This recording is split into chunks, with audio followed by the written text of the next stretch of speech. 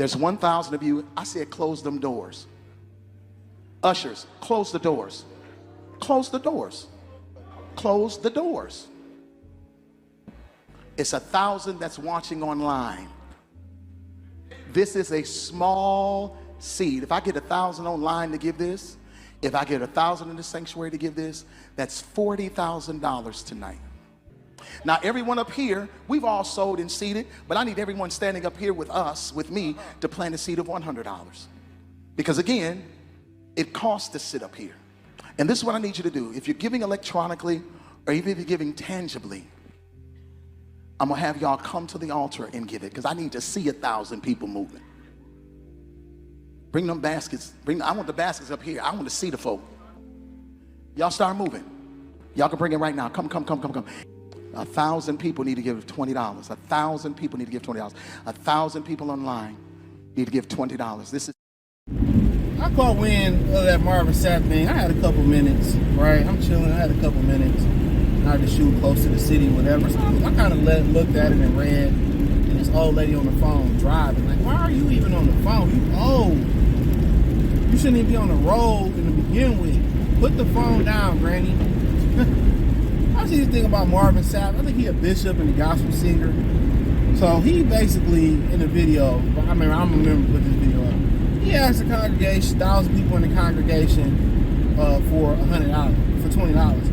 And then there was another thing I read. We asked for 40,000 too. He said, well, we got 2,000 people. Everybody get $20. That's 40 bands for the church. And he told the ushers to go to the door, basically block the door.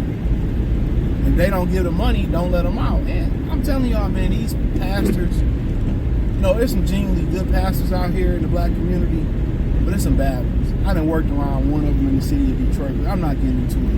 We're gonna say his name, right? And you even see it in the Catholic Church, and they sweeping that under the rug about the priests and what they was doing, right? I was watching the Bobby Brown doc they had on Prime, and he had a run-in with a priest. And it's sad. It's very, very sad. And, that can affect somebody for a lifetime. Even it's just the will of the act. It's the will. Even if you didn't complete it, you almost did it.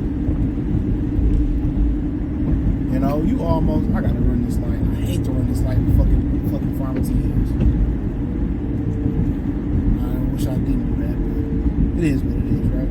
So yeah. So at the end of the day, he asked them, and he liked the church. And at the end of the day, I don't know if they came up with the money. It went viral. Everybody got a camera. Everybody recording what you're saying.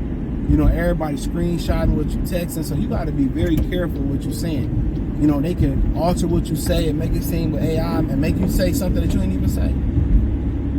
But we already know a lot of these pastors is hustlers. And one of the things about a good church is the philanthropy that they do in the community.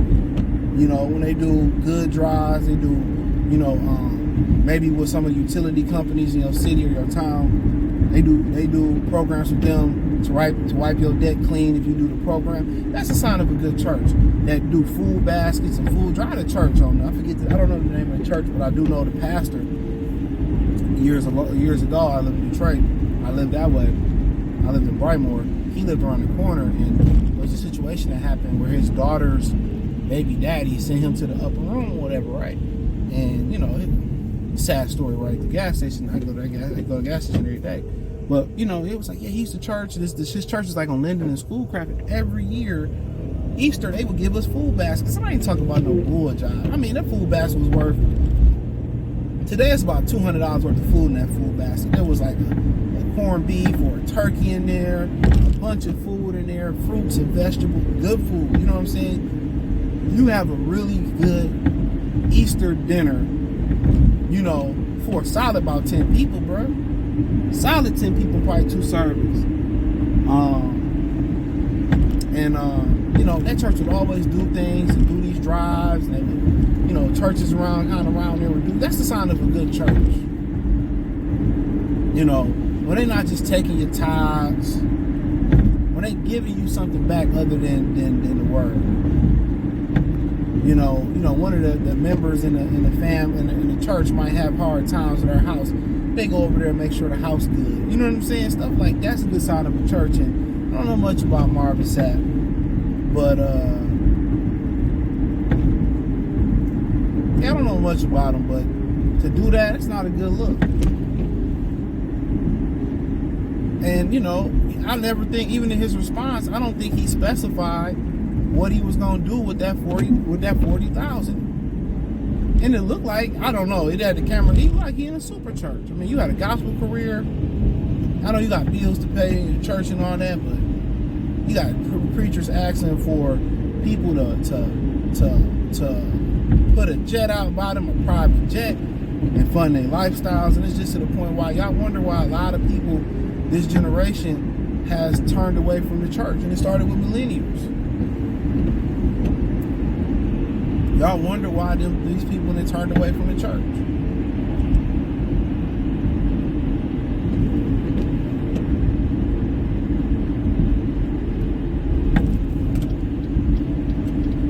You know, a lot of the all the things, some of the word of the Bible, they break it on a daily basis by, you know, championing the LGBT community.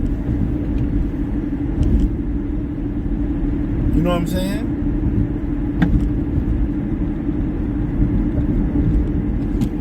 You know, even some of the word of God in there that says that women shouldn't even be pastors and deacons. They shouldn't lead the church. I seen Corey Holcomb ask his preacher friend on Atlanta that. And you know, Luther, I think his name, I forget his last name, he seemed like a good dude, but even Luther had a past. He was a street dude. And all of a sudden, all these pastors are street dudes that turn their life around. You know, and the equivalent of that in the church is like, you know, some of these women that become hardcore, like Yolanda Adams, Maya Angelou, they were whores. They were selling their box. They were selling their body. All of a sudden, they done took so many salamis to the face. They find their epiphany, and they turn their life over to the Lord. You know, pastors the same way. And they start pimping, they can't make money in the streets no more because they went to jail and they don't want to go for a long time or a long time again. So they start pimping the congregation. They don't have any, how can I say it? They don't have any, they have ill intentions for their congregation. That's why it's so easy for them to sleep with the congregation, you know, both males and females. I mean, and it's sad. You know, and just like anything else, you got good people, you got bad people, right? You got good churches, you got bad churches. You got good schools, you got bad schools. You got good teachers, you got bad teachers. You got good parents, you got bad parents. Right?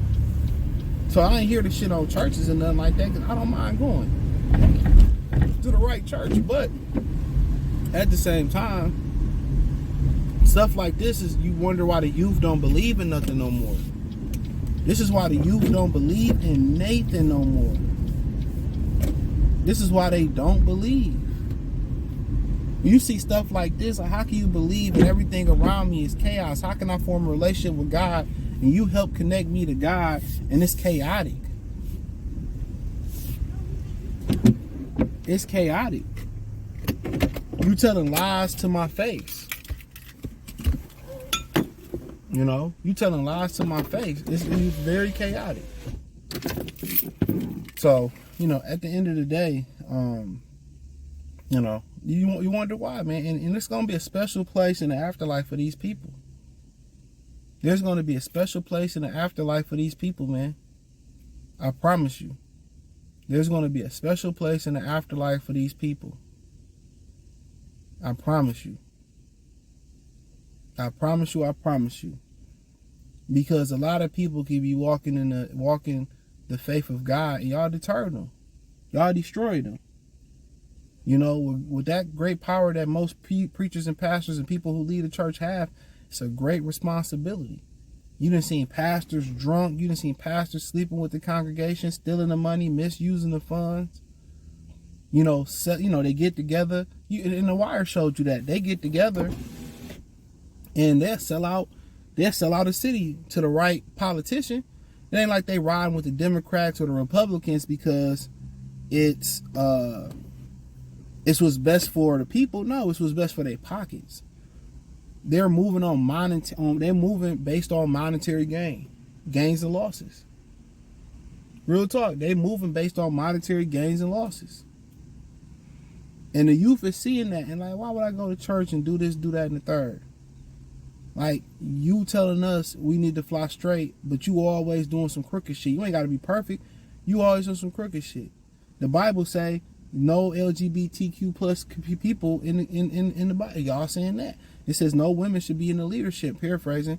You know what I'm saying? Y'all be doing that, letting women lead. Like, it's just to the point where you look at it, you're a direct contradiction to the word of the Bible, to what you preaching. You're a direct contradiction. You want to change the word or try to modernize. It's no modern. The word is the word.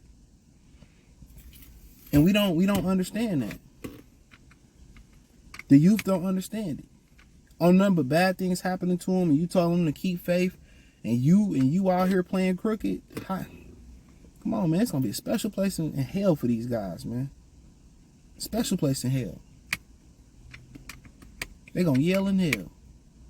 And then his response was, well, on Facebook, well, they took the clip out of, it just was a clip, and I asked 2,000 people for $20, but before that, you didn't see that I asked the leadership to donate 100, and I donated more than $100, way more than that myself, and no, you told them to lock the door. Then he started, quoting things in the Bible, bruh. You look bad. Eat it and own it. Eat it and own it. So this is why they can't keep men in the church. Everything in the church is pandered towards women. I mean, it's no different from Dr. Umar took a direct template from the church and just did his own thing with it. And I'm really going to talk about this on my other channel. Like Dr. Umar, no cap, he always say snow bunnies never, black queens forever, snow bunnies never. But he never tell black women say no to Brad. He never say that. If he say it, it's here and there. But I've never heard him say that. I was just saying that, but hey, check out the current news playlist, music entertainment playlist. Hit the link tree, join the Patreon. Check out my Free Game 89 channel. Hit the link tree. It's the first link in the description. Say find me everywhere. X, Instagram, Patreon, Spotify, Amazon, Kick, Twitch, the whole 9. Peace.